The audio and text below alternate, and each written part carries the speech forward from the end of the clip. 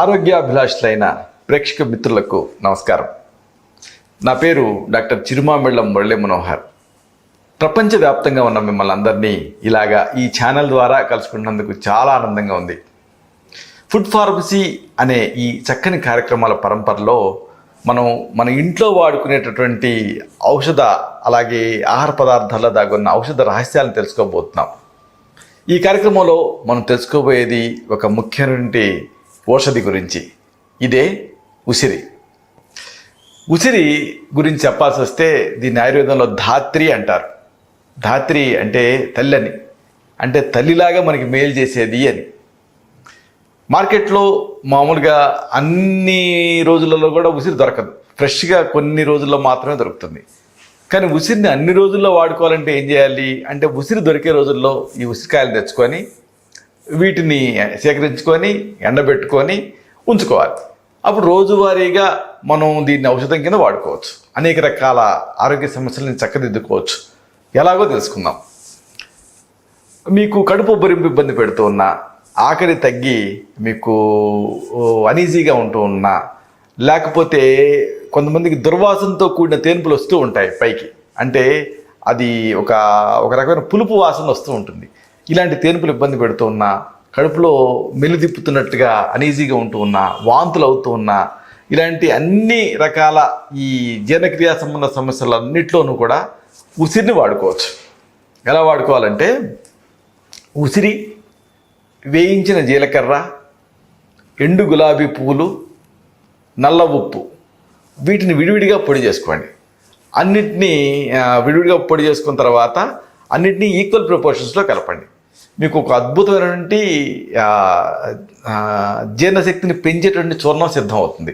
ఈ కాంబినేషన్ గుర్తుపెట్టుకోండి. ఉసిరి వలుపు, వేయించిన జీలకర్ర, ఎండు గులాబీలు, అలాగే ఎండు గులాబీ పూరేకలు, అలాగే నల్ల ఉప్పు, కాలా నమక్, అన్నిటినీ కూడా మీరు పొడిగా తయారు చేసుకోవాలి. విడివిడిగా అన్నిటినీ కలిపి నూరారనుకోండి ఈక్వల్గా పొడి అవ్వవు. కాబట్టి విడివిడిగా ముందు పొడి చేసుకొని అన్నింటినీ కలిపేయండి. ఆ పొడులన్నింటినీ ఒక ఔషధం సిద్ధం అవుతుంది. దీన్ని ఒక స్పూను తీసుకొని ఉదయం సాయంత్రం 2 పూట్ల కూడా నీళ్ళ కలిపి దీన్ని తీసుకుంటూ ఉండొచ్చు, లేదా నోట్లో పెట్టుకొని నీళ్ళతో మింగొచ్చు. దీంతో కడుపు ఉబ్బరింపు, ఆకలి తగ్గటం, అలాగే తేన్పులు రావటం, అలాగే మెల్లి తిప్పుతున్నట్టుగా కడుపులో అనీజీగా ఉండటం, ఇలాంటి సమస్యలు తగ్గుతాయి.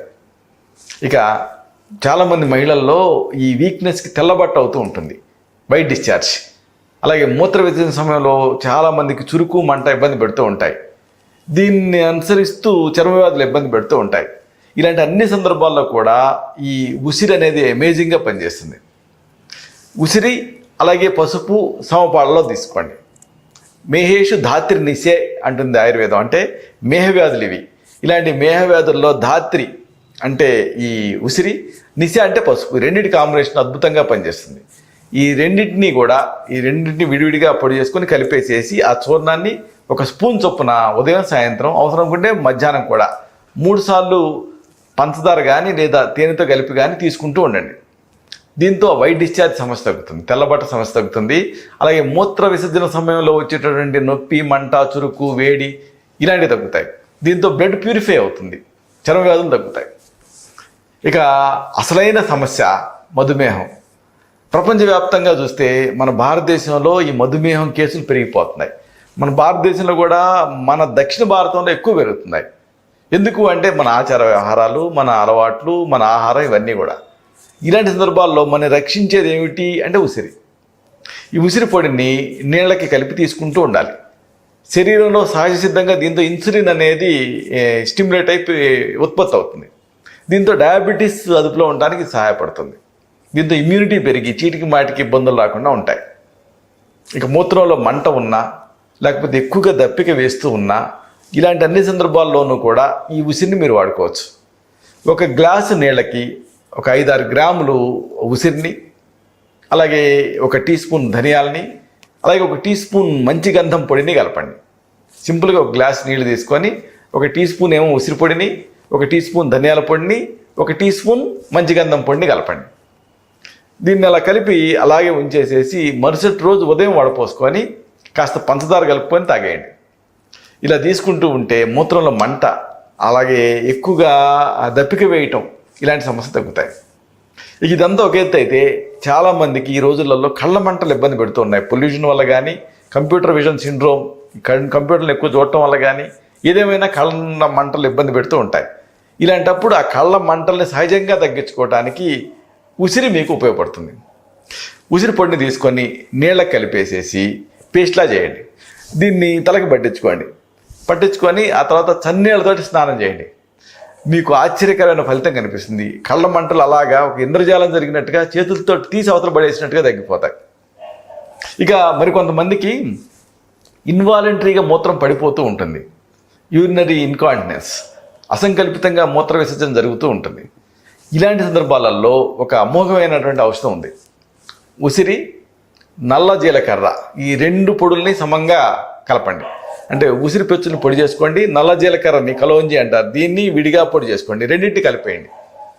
దీన్ని ఉదయం అలాగే సాయంత్రం కూడా ఒక 1/2 స్పూన్ చొప్పున తీసుకుంటూ ఉండాలి. తేనెతో కలిపి తీసుకుంటూ ఉంటే ఈ ఇన్వాలంటరీగా యూరిన్ పడిపోవటం, అంటే అర్జెంట్ ఇన్కాంటినెన్స్, స్ట్రెస్ ఇన్కాంటినెన్స్, ఇలాంటి సందర్భాలలో మంచి ఫలితం కనిపిస్తుంది. ఇక దురద ఇబ్బంది పెడుతూ ఉంటే ఆ దురదను తగ్గించుకోవడానికి కూడా ఉసిరి మీకు ఉపయోగపడుతుంది. ఉసిరిక రసాన్ని కానీ లేదా ఉసిరిక పొడిని కానీ ఆవ నూనెకి కలపండి.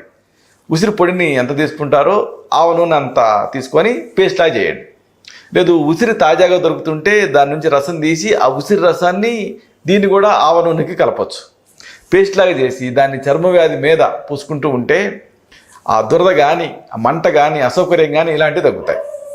ఇక ఈ మధ్యకాలంలో ఎక్కువ మంది యంగ్స్టర్స్లో గమనిస్తున్న విషయం ఏమిటంటే మేల్ ఇన్ఫర్టిలిటీ, అంటే శుక్రకణాల సంఖ్య తగ్గిపోతూ ఉంది. ముఖ్యంగా రాత్రిపూట పనిచేసే వాళ్ళలో ఇలా జరుగుతూ ఉంటుంది.